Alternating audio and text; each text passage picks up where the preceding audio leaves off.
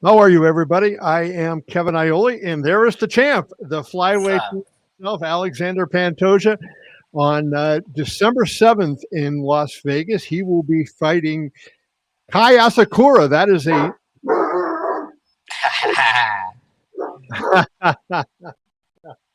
I think maybe I should restart that. He don't like Kai Asakura. No, that's perfect. You see the name, he's trying to borrow. Yeah, So I mentioned Kai Asakura, and my dog goes crazy. So what the heck are we going to I do there? like that dog. But Pantoja is going to be fighting Kai Asakura, my dog's least favorite fighter, apparently, in T-Mobile Arena in Las Vegas. Let's go. Alexander, let's start with this. You were on quite a roll. You were on a 6-fight winning streak, number 1 twice, number 2, number 5, number 6, or excuse me, number 6, number 7, and number 9. What has been the change in your career that you have rattled off all these huge wins? Kevin, that's a very good talk to you today. Happy Halloween. And yeah, I think it's about the work. I'm starting when I have 17. I have 17 professional years MMA, and I think a lot of things change when I come to America Top Team. I just want to enjoy and say thank you to Dan Lambert because he created the best MMA gym all the world. And I think every MMA fans deserve to say thank you to America Top Team because a lot of champs come that Right. place. And yeah, because when I arrive there, I'm start to be an athlete. Because before that I'm just a fighter. And when I come to America Top Team, learning with a lot of champs, the opportunity to Dan Lambert give to us. And the first time I come for America Top Team when I lost in Boston. And I figured out because my first 3 fights in UFC is all my corner is different people. Yeah. And then I thinking about I need a fixing in some place, and then I come to America Top Team and everything changed. I start to train with Pahumpa. My game is gonna be better, and 6 years after that, I'm the champion of the world. And I just want to say thank you. That's it. When you go through that, where you have all different coaches, like, is it confusing for you? Like, this guy wants me to work on this guy wants me to work on that, and did it affect you negatively when you're talking about the best fighters? Before the America Top Team. Yes, correct. When you said you had been, your 3 Yeah, losses were all different coaches. But what's happened because I think I don't have my place in the world. I found my place. I believe in God, and I think everything's for a reason. And I don't have a place because I need to come to America Top Team. My life is all with a beautiful coincidence, Kevin. I have a lot of people helping me to get to that position Yeah. right now. I have people's open the house for me to I'm staying. People's found me and give me the opportunity with food and a lot of things happen. Yeah. Kevin. And I'm very happy for that position. I'm saying my life is like at the big man. Because all the small parts happen to. I'm the champion right now because I learn with everybody. It is amazing, and I know long-term MMA fans will know this, but Dan Lambert not only runs American Top Team, at one point he almost owned the UFC. So when the UFC was struggling, he was in talks for at least a brief while with Dana White and Lorenzo Fertitta about buying the company. How did you and Dan get together? Like, how was it that you got to American Top Team? I follow Pahumpa. Yeah. After one loss, I follow Pahumpa because I don't know. Maybe I have a connection. And you know what the crazy because me and Pahumpa come from the same place in Brazil, Rio de Janeiro, from the same neighborhood. Oh, wow. And yeah, and that's crazy. And then I found him in America, in Florida, and I say to him, we born in the same place, and we conquered the same dream together. That's like I say to you, Kevin. That's a coincidence. So what? I just leaving, just leaving, try to be doing my best and choose the best options. But Dan Lambert for me is like some semi god when I see him in the gym, because I know Kevin. He he did that not just for me, but for a lot of guys from Brazil, guys from Russia, from Argentina, although from Ukraine. He gave that same opportunity for everybody. When I arrive here in Florida, I don't have like a lot of money. I send money for my family in Brazil, and I have one house to stay with. I don't pay anything more because Dan Lambert have the opportunity for me, and he Wow. did that for me. He did it for a lot of guys, and that's what I say. And he helped me. That's what I try to say. And if he helped me, he helped my family, he have helped my kids. He helped me. I come to be a champion. He changed my life, and that's it true. I think everybody need to understand that. Of course, I'm training hustle. I'm doing everything, but like the Big Bang, you have the small part connection, Right. and he the same God for me. Yeah, it is amazing. Everybody thinks, it's the athlete and maybe sometimes the athlete and the coach, but there are a lot of people that get you from the day the contract is signed to fight night, and even a lot of them way in the past that we don't even think about that have played a role in getting you Kevin, guys to where you are. Kevin, a lot of good fighters don't thinking we call me, and I don't want to be like the guy to say that, but maybe that's why I'm the champion, because I can look around, I can know it's not just about myself. Of course, when you go to the octagon and the guy close the gate, Right. that's with me, But behind that, oof, a lot of names, a lot of people's helping me, of course, and you too, Kevin. You know that you help all the community, the MMA, and people need to understand that. And I don't know. Now maybe I'm the main event, yeah, Kevin, and I need to I try was going to to, bring that up to you. yeah, I need to try to start to maybe try to and learn more about entertainment in UFC. But I don't know if I'm changing that in my personality.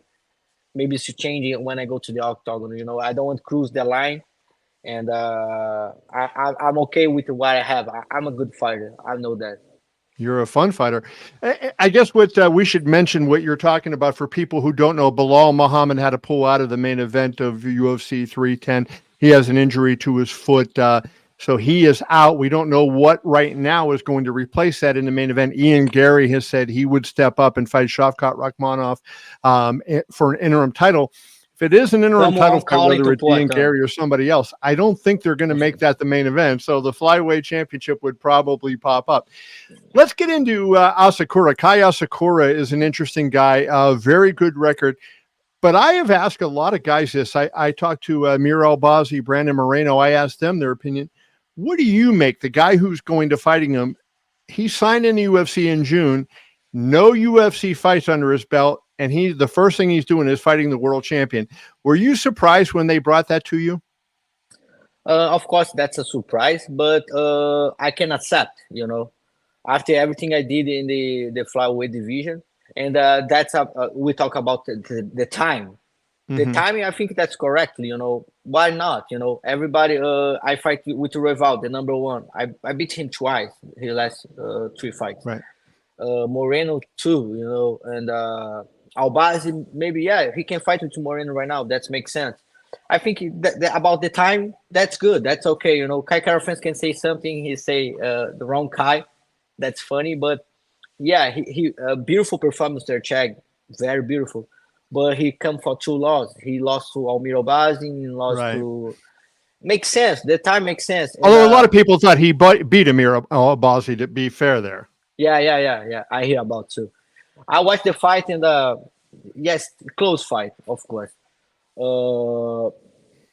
But yeah, Asakura, and that's funny because my last opponent is in the top 10. Before that, okay, I'm fighting the number 1, number 2, Moreno and Rival. But then you give me a top 10, very different for me. And now you bring someone very new, Kai Asakura. Different. Because what I say, when I finish my fight with Chag and thinking about who's going to be my next opponent, and see then the top 5, okay, I'm start to thinking about the game plan and everything. And then you bring someone very new and a very different style fighter, Kai Asakura, very... And Kevin, I respect a lot the Japanese. I have Kyoji Riguchi in my gym. I train with him every day. One of my best training partners. And Kai Asakura is a tough opponent. He fought in Ryzen, was the Ryzen, they call it Bantamweight championship in Ryzen. The rules are slightly different, Alexander.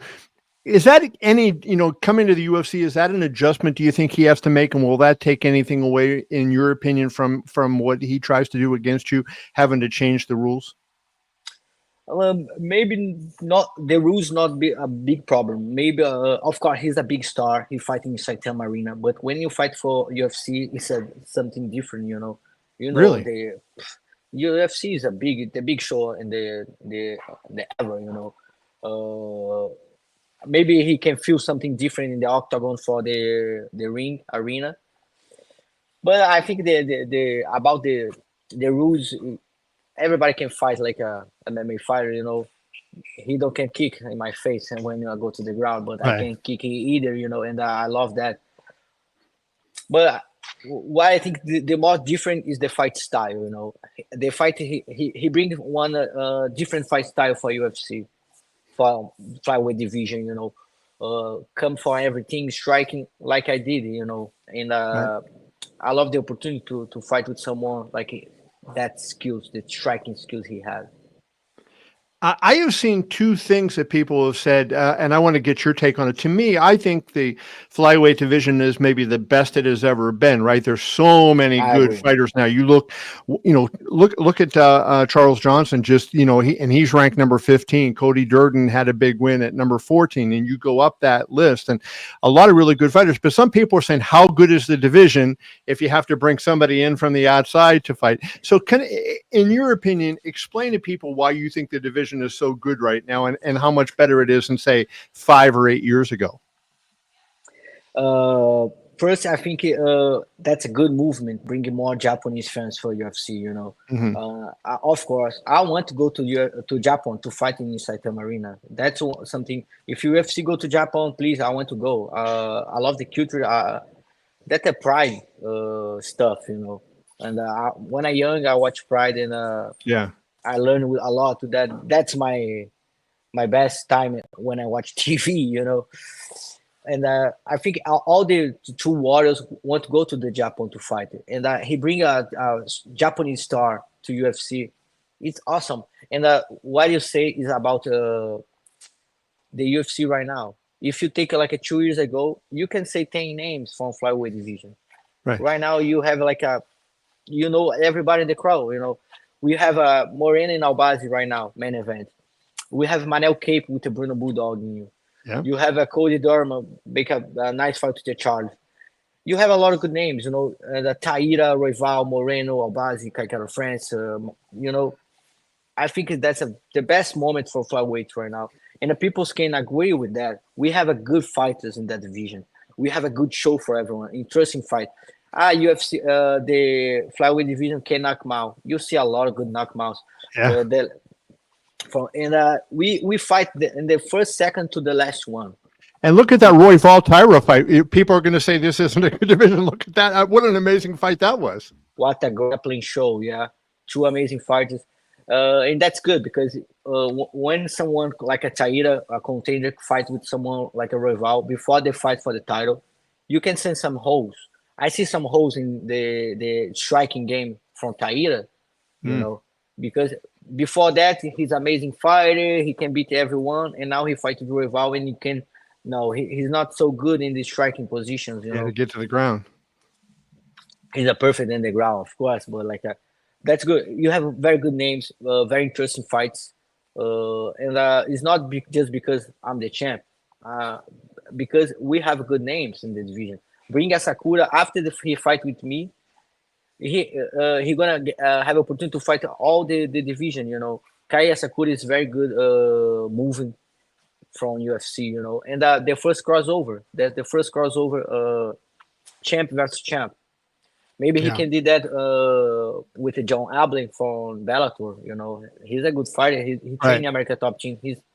I think he can beat Duplessis right now. going to be. I want to wrap it up with this, and I want to ask you, just go back a second to UFC 308, which just happened. Hamzat Chimaev beats Robert Whitaker, and I wonder, as a guy that gets submissions, when you saw that submission, that face crank that he put on, what does a professional fighter who is a good submission fighter think when he sees that? I just think about Kevin. What a piece! The fight is starting, and Chimaev come to the Whitaker like a wolf, like a wow, and what a massive grappler. You know, I thinking about if Whitaker can resist that, we have he can still do that in the second round or the third round. You know, we're never gonna know because he finished, and that was amazing. And when Whitaker tap, I think just 1 second, what's happened? You know, why you tap so fast? And then you see the jaw. Then you knew. A lot of power. This guy is true. You know, I'm in Saudi Arabia before when the Whitaker fight with I forget the name because Alexandre. Yeah. Yeah. What a performance! Whitaker is so big, so stronger. And when you see the fight with Chimaev, I see now this guy can prove himself. He's good enough, you know. And what statement. He sure did. Well, this guy's going to get a chance to prove himself on December 7th. Co-main event right now. Could be the main event. We shall see. Alexandre Pantoja, good to see you, my friend. I appreciate you. Wish you best of luck going forward. Thanks so much, Kevin. Happy Halloween, my brother. Same to you. We'll see you, brother.